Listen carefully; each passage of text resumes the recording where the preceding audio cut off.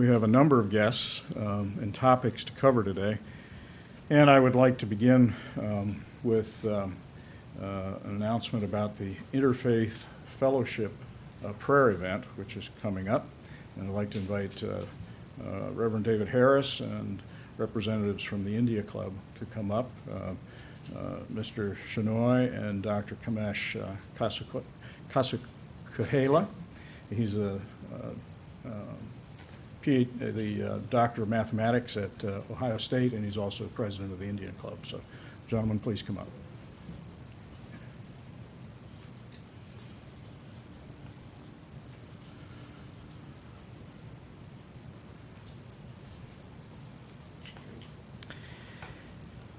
Good morning. I'm Pastor Dave Harris from Trinity United Methodist Church in downtown, a church where all people are welcome. And we're here to talk about the National Day of Prayer, which is May 4th, and it's an interfaith prayer event that has been planned by the Lima Interfaith Fellowship. In 1952, President Harry S. Truman signed a bill proclaiming a National Day of Prayer to be declared by each subsequent president. The United States Congress has designated the first Thursday of May to be the National Day of Prayer. And each year, since its inception, the President has signed a proclamation encouraging all Americans to pray on this day. Actually, a National Day of Prayer was first called by President John Adams in 1798, but there was some inconsistency through the various administrations until 1952. Our own community has grown to be very religiously diverse. I happen to serve the church that was the very first congregation of any kind in 1829 in the settlement that was yet to be named Lima. So I guess you could say we started out Methodist here. But then came Presbyterians, Lutherans, Baptists, and Catholics, and eventually a strong population of Jewish families that came to Lima, many of whom were community leaders and business leaders, and even today. And today we also have Muslim and Hindus and Buddhists and Unitarian Universalists and others who are physicians, business people, professors, community leaders, and more. Our children go to school with classmates of different religions. We are an amazingly religiously diverse community. But what we all have in common is we are all Americans. We all love our country. We all love our community of Lima. And we desire to pray for our community, for our nation, and for our world. And to ask God's blessings and God's leading, and to encourage for all of us to live godly and holy lives. As a Christian pastor, I know that the highest priority of Jesus is that we love God and love our neighbor, and that Jesus himself reached out to religiously diverse people to share the love of God. And so for the second year now, we've planned an interfaith prayer event to be held Thursday, May 4th at 7 p.m. at the City Club, which is at 144 South Main on the third floor of the Center for Business Service, next to the Civic Center, or for those who are old-timers in Lima, it was the old Schnorf Hardware that's been beautifully rebuilt into an accessible facility for our community. Prayers for our community, our nation, and our world will be offered by leaders representing Christianity, Hinduism, Islam, Judaism, and Unitarian Universalists. We will also sing hymns of patriotism and unity. In addition, we will have tables with displays of symbols of faith for each tradition, with persons eager to share information with you. It is first of all a prayer event for our community, our nation, and our world. But it's also an experience of unity for our community and an educational experience for all. So I encourage you to come Thursday, May 4th, 7 p.m., the City Club, an Interfaith National Day of Prayer. Now, my friends and colleagues here have their own invitation and encouragement to give you as well. Well, to add to his point, we are having one prayer. In Vedas it is said, don't pray for your own moksha, means salvation. Pray for everybody. That verse goes like this, Sarve bhavantu sukhinaya, sarve santu niramaya, sarve bhadrani pashyantu, ma kischit dukha bhak bhavat. Meaning is that may everybody is happy and healthy. May everybody see the beautiful sight. May everybody respect each other in soul as well as in body, and may everybody may not have any pain.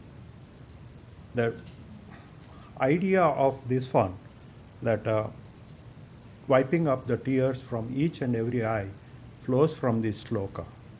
So as a Hindu, we always worship everybody. In fact, we don't have any restriction with other religion. That's why all over the religion is there in India. And we know how to face about it, and we always respect each and everybody. And that is what we are trying to bring it to the Lima society, because nobody knows what it is other than their own thing, because there are some other religion also is there. Just respect them. You don't have to go and find out what is this, what is that and all. But remember, they are also worshipping the same God. God is one. That is what my comment. Thank you. Very good. Thank you. I had the, I am often asked what's my favorite part of being the mayor, and it has truly been the opportunity to interact with all of the various communities within our community. The faith communities are very diverse, and so I get often invited to special events, either anniversaries or sometimes occasions of grief, like when there was the assassination of the prime minister in Israel, and I was in attendance at the Jewish temple. But this past January, I also had the opportunity, as a part of a Sister City outreach, to go to Varanasi, India, and which is the home. It is the religious center of Hinduism. And there on the banks of the Ganges, I was witness to, prayer events very early in the morning. Dr. Mishra would get us up at 5 o'clock, so we were out there early in that setting. And so this idea of being able to be present with others who are of different faiths, to appreciate that, is very real.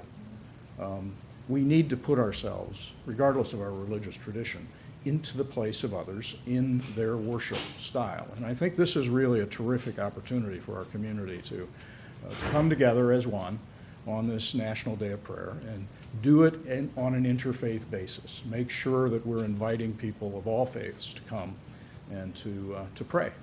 So I appreciate the leadership of the Interfaith Fellowship. I think this is a really important annual occasion that is now, as Reverend Harris said, in its second year. So thank you very much. Also this morning, Terri Averesch is here from the YMCA and Erica Hireman from Lima Memorial to talk about a new exercise class for Parkinsons. Good morning. Good morning. I have a couple other programs to talk about, and then I'm going to let Erica talk about our Parkinson's program. But we also have, starting in June, our day camp is going to be starting up June 5th, and it runs every week through August 18th. It's a great program for kids 6 to 12 years old.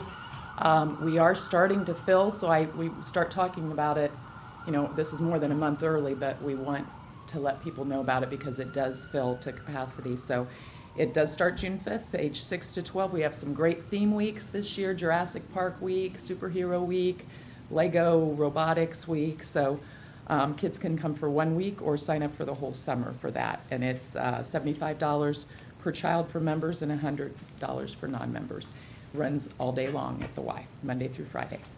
And then we also have our Splash Week, which is a Learn to Swim Safe week. We offer for ages 3 and up. 3 to 5-year-olds have a specific class, and then 6 and up have a specific class. And really, in the time it takes to answer a phone call, a child can become submerged in the water and become unconscious and drown. And we really want to make this available for the whole community. We do it as a community service. It's only $5 for 5 days of lessons from June 5th through the 9th. And we teach the kids what to do if they unexpectedly find themselves underwater or in the water. what to do if they see somebody that needs help in the water, as well as teach them some basic skills and have some fun things that they can do in the water. So that's June 5th to the 9th. It's only $5. And we are taking registration, but it does fill. We have classes in the morning, afternoon, and evening, and we can fit about 250 people in and kids in and teach lessons during that time. And then the program that we're doing with Lima Memorial is a Delay the Disease Parkinson's Program. We've been doing it for a while, but this is a different program, Delay the Disease, and they found that it's very successful. We offer it at the Y Tuesdays and Thursdays from 10:45 to 11:45. And I'm going to let Erica talk a little bit more about it because she's one of the therapists that works with it. My name is Erica Hireman. I am a physical therapist over at the Wellness Center at the YMCA. We're doing Delay the Disease. It's a research-based exercise program that actually helps people with Parkinson's to remain active for as long as possible. The research shows that if these patients can remain active and engaged in exercise, that it actually helps to delay the disease. I've been working in combination with exercise instructors from the Y to help develop exercise programs that are going to benefit these patients. Things that we work on include seated and standing exercises that helps to improve posture, gait, and overall functional mobility, which helps to lead to a more productive lifestyle for these patients. One of the PTAs from the Wellness Center and I have been attending these sessions, and we are able to help design these exercise programs, but we also do assessments on these patients to help us measure progress that they're making, and then we can alter the exercise sessions based on their needs. If they're improving, we can make the exercise sessions a little bit harder. If we notice any decline, then we would recommend that they come see us for therapy or scale down the exercise sessions to meet their needs at that point. I think that's it. How many participants do you have? There are currently 7, and I think we should be getting another one here in a couple of weeks. And so. how many slots do you have available? I don't really know that there's a limit. I think we're taking anybody that's willing to come. So I don't, unless it gets to be too much, then we may have to split it up and maybe do 2 classes or something. But as of right now, there's 7, and we do it every Tuesday and Thursday. So. Very good. Mm-hmm. Thank you. All right, thank you. And Jodie Wireman is here from Apollo Career Center with a couple of announcements, including, I guess, a name change. Good morning. Good morning. Hi, I'm Jodie Wireman, and I am one of the coordinators of what, for the last couple of years, we've been trying to get the name out of ABLE GED, because forever we were GED, and then we were trying to get the ABLE name, which is Adult Basic Literacy Education, out into the community, and now the state of Ohio has kind of thrown a curveball at us and said, hey, we're going to change your name again. So now we are considered the ASPIRE program with the tagline, Learn More, Earn More. So if you see any advertising, we're kind of doing ASPIRE/ABLE GED, but I'll kind of explain what we do. We're a free program for anyone 16 and over in the community. We're kind of a stepping stone. We help with people that need their GED. We also help with anyone that can come that needs help with academics. You may be having trouble with helping your kids with their homework. We may have students that are trying to enter adult education programs at Apollo and they need help passing the work keys test. We've had students that are trying to enter at Rhodes and they're having trouble passing the work keys test, or I'm sorry, the compass test. Which is the entrance exam to get into the school. We help students that maybe are trying to get a job. We can help with resume writing. We can help with soft skills. So we do a wide range of things. Another thing that I want to talk about is the Adult Diploma Program, which is a new program that the state of Ohio has offered. Last year was the first year for that. We didn't really have a partnership built with that yet, but this year we've merged with them and we're doing a preparation class for the Adult Diploma Program. And let me kind of explain what that is.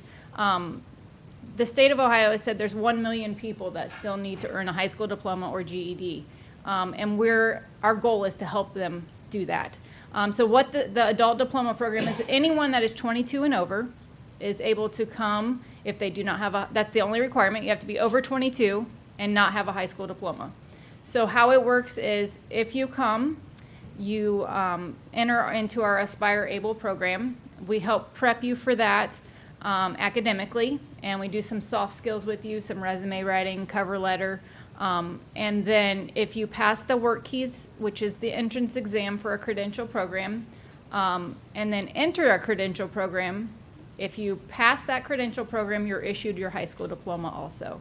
So it's kind of getting two things at once. You are awarded your high school diploma, plus you then get the credential for whatever program that you were in. There's only a certain number of programs that are available for the credential. The state test, STNA, the state tested nurse aide. The computer program, there's a computer Microsoft Word 1 and 2 and an IT fundamental specialist. So it's kind of a computer program. And then there's a carpentry and plumbing. So there are 4 different programs this year that people can enter into. If they pass the entrance work keys exam, pass their credential test for that, they're issued their credential plus their high school diploma. So far this year, we've helped assist 31 students get their high school diploma through this program, and we have about 35 more currently in credential programs. So by the end of the year, we're hoping to have a wonderful graduation June the 14th with our GED graduates plus these high school graduates. We're hoping to invite around 100 students this year. So I feel like it's been very successful. It's been challenging to get the merger together, but I feel like this year we've really done a lot of work to try and get that going, and it's been very successful, and it's just really rewarding to see so many students' lives changing. That's basically our goal, is to help be that stepping stone and kind of guide them to the next step in their lives. So it's been exciting. So Congratulations. thank you. Thank you. Are there any deadlines, Jodie? No, sorry, I didn't mention. Our next orientation is next Tuesday, May the 2nd. So if you're interested in coming to an orientation, we're here at Apollo Career Center Tuesday morning, May the 2nd, 9 to 12, or Tuesday evening from 6 to 9. So if you would know anyone, or if you would be interested in coming to the orientation, that's when it would be. And then we are here through the end of June, and then we're just taking a few weeks off, and then we'll be back in July. Because those fall credential programs will be starting up, and we want to get the students plenty of time to be prepared to enter those for the fall. So, Thank you. yep, thank you. And staying with the education theme, Doug Durliat's here from Rhodes State College with information about the next manufacturing pathways class. Thank you, Mayor. Yes, our 5th and final under the Community Development Block Grant will be next month. It starts May 8th, finishes through May 24th. Thing I want to just emphasize about the class, it gets the student prepared, if not for the screening and the assessment process of getting a job, but actually gets them an edge and reduces that learning curve if they do get that job in a manufacturing setting. There's a lot of hands-on exercises in this program. The newest one that we've had is the session with the Integrated System Simulator, where they actually do some hands-on troubleshooting with an automated system. And it's not going to make them proficient to be a maintenance person with a company, but it gets them exposed to just what kind of technology you're going to be facing when you get into a manufacturing setting. And it might just whet and inspire somebody's appetite to pursue even more training, because that's where the future of manufacturing is. It's in automated equipment. If you know how to interface or program automation, that's where your future is going to be in manufacturing. What used to take 5, 6, 7 people to do 20, 30 years ago, one person does it. I think probably the most vivid illustration of that was when I was touring the Honda transmission plant down in Russell's Point. There was about a 100-yard section of building with machine after machine after machine, and run by one person.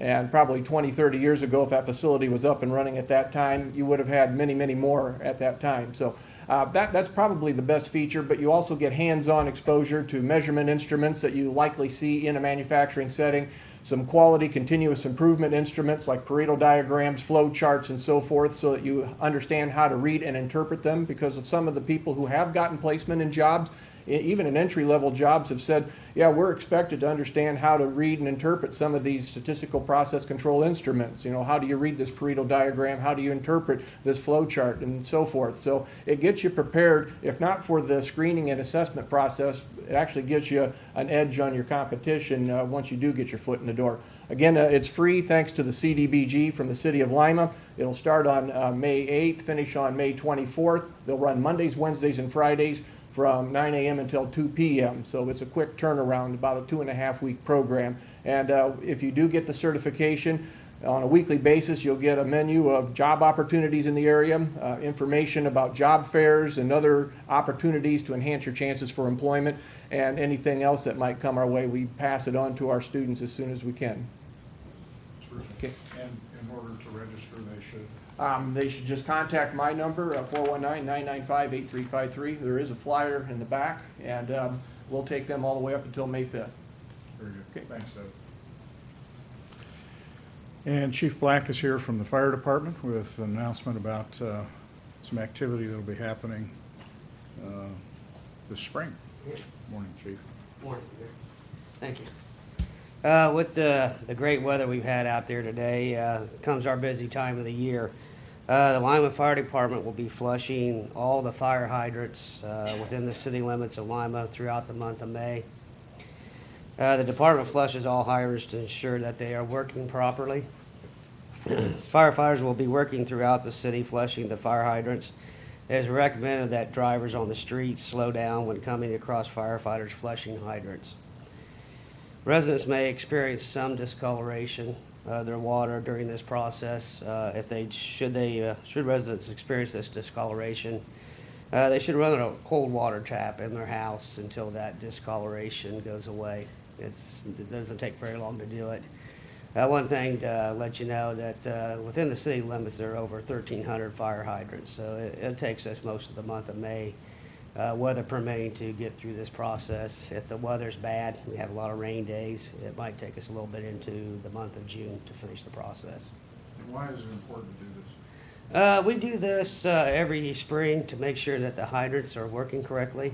If we come across hydrants that need some work done on them, that work is sent on to the utilities field service office, and they do the actual work on the hydrants that need to be repaired. Now, this is also part of our ISO process that the fire department gets graded on every so often, every 5 to 10 years. So doing this, checking the hydrants every year. We check them once in the springtime and flow them to make sure that they're working properly, and then in the fall we go back and make sure that there's no water in the barrels of the hydrants, because during the winter months, if there's water in the hydrants, they will freeze and they'll be inoperable for us to use. Thank you. Thanks.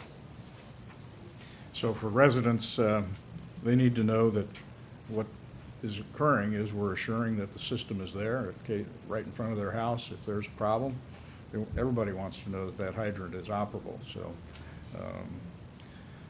thank you. Marc Bowker is here from Alter Ego Comics. He's got a great annual event. Come up, Marc, and he's going to talk to us about and the opportunity to bring thousands downtown. He said it all. I don't need to do anything else. No. I'm Marc Bowker from Alter Ego Comics, and believe it or not, we're coming up on the 12th year for Free Comic Book Day at Alter Ego at 230 North Main Street, right here in downtown Lima. We've got several things we're bringing back this year, but we've also got some new additions as well that I'd like to talk about. First and foremost, we give away free comic books to readers of all ages, so for kids, adults, everybody in between. And we have a selection that everyone can choose from. Each visitor can choose up to 5 different free comic books per person. And we've got more free comics and activities at about 10 different businesses throughout downtown Lima. And this is one of the things I enjoy most about the day is the collaborative effort with the businesses downtown, very much like the Holiday Festival and other downtown community events. So we have a list that will be available at Alter Ego that day, and people can visit those additional locations to get up to 10 more free comic books. So, 15 comics for free that day. It's a lot of reading. So that's so in activities as well. For example, Beauty by Jill Salon and Spa right next to Alter Ego will be doing temporary tattoos. The Met will have lunch specials. There'll be things that are all superhero themed. So we're excited about that. One of the high points for visitors every year are our characters in costume. We have a cosplay group that does charity work called Heroes for Hope, and they will be there that day. We'll have a variety of costume characters that people can get their pictures taken with, including Batman, Supergirl, Harley Quinn, and Thor. There'll be about 6 or 7 of those folks. Plus, we encourage attendees to dress as their favorite characters as well. So it's kind of like Halloween in the summer. or in May, so we're in spring.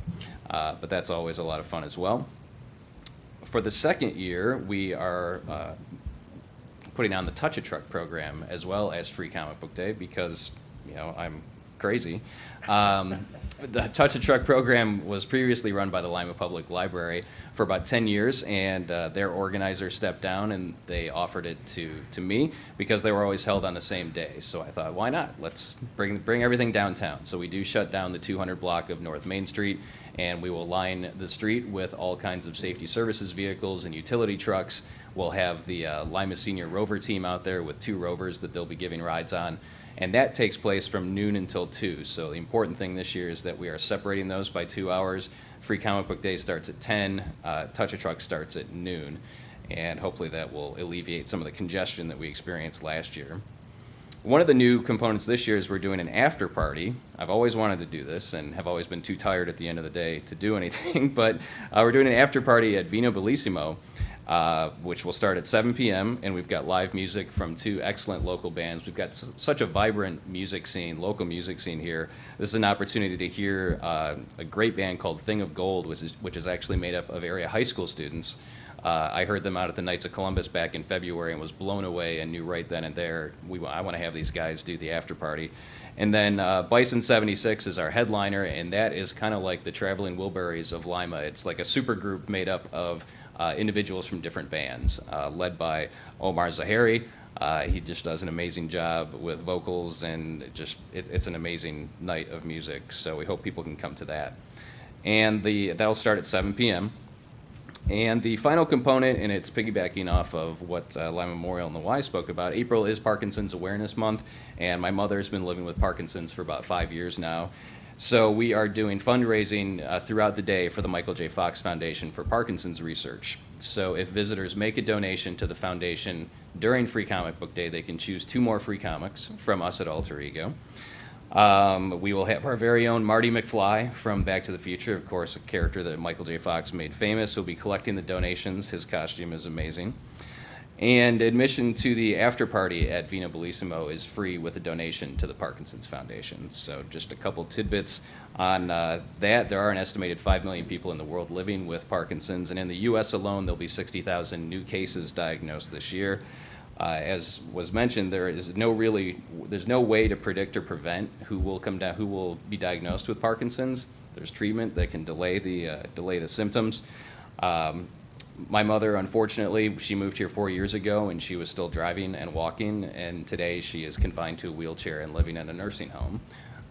Despite doing exercises, she was going to a program out in Delphus.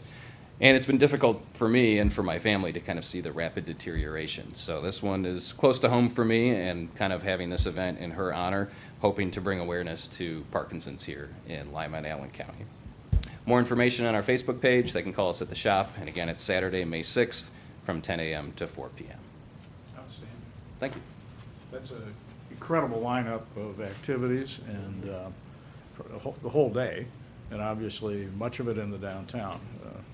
Thanks for all that you're doing with this, Mark. It's really a fun event with a great purpose. So now I want to invite up Rick Stolley and Jim Moscato.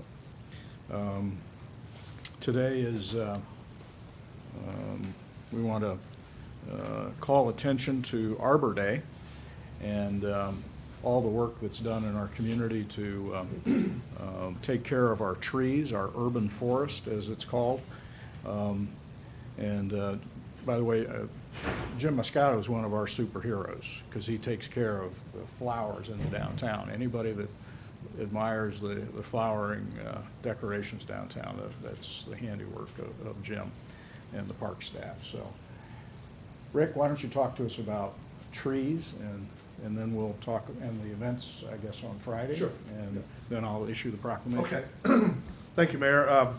Arbor Day in Ohio was celebrated, or throughout the country, was celebrated on the last Friday of April, this year, April 28th. And about 10 or 11 years ago, we started working with the local schools to help educate the community on the value of trees in our community and what it brings to a community and all the things that it takes to plant a tree and make it all work out. So As part of our Arbor Day festivities, we have joined each year since then. We've joined with a local school. This year we'll be at Lima North Middle School. We'll be planting 2 sugar maples.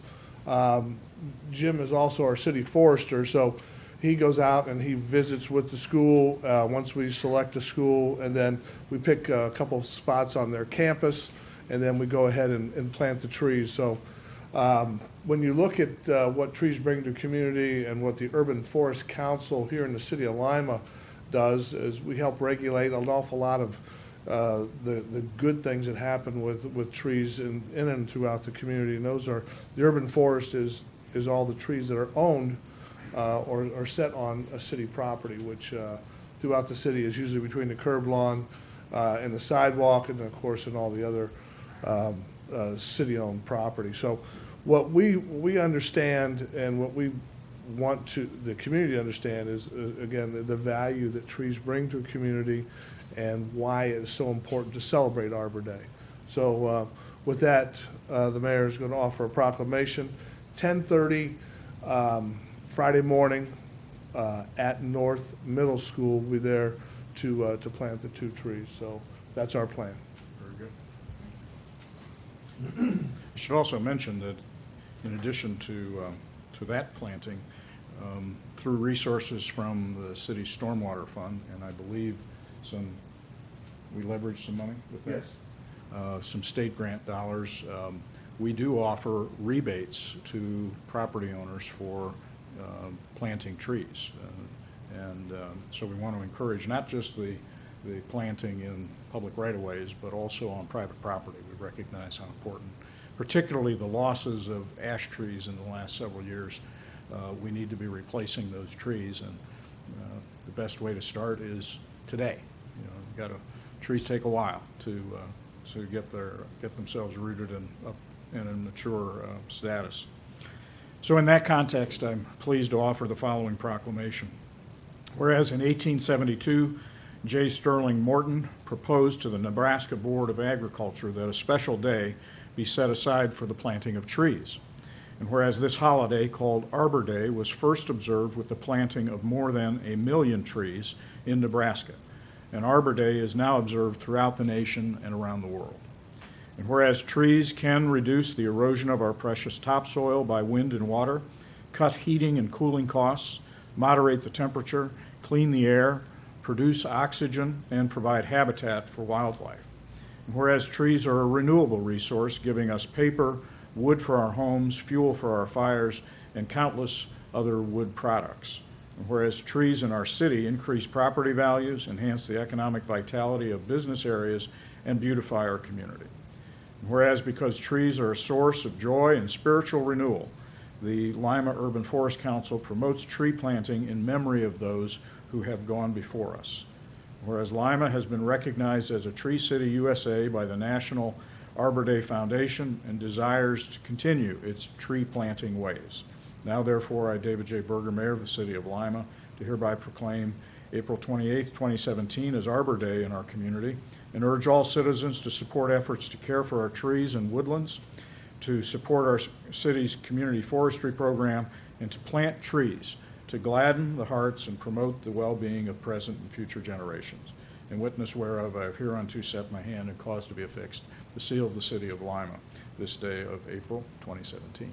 So, gentlemen, Thank you, Mayor. congratulations. Appreciate it. Thanks for your work. Thanks, So I believe that's all that we have for today, so we'll break down for interviews. Thank you.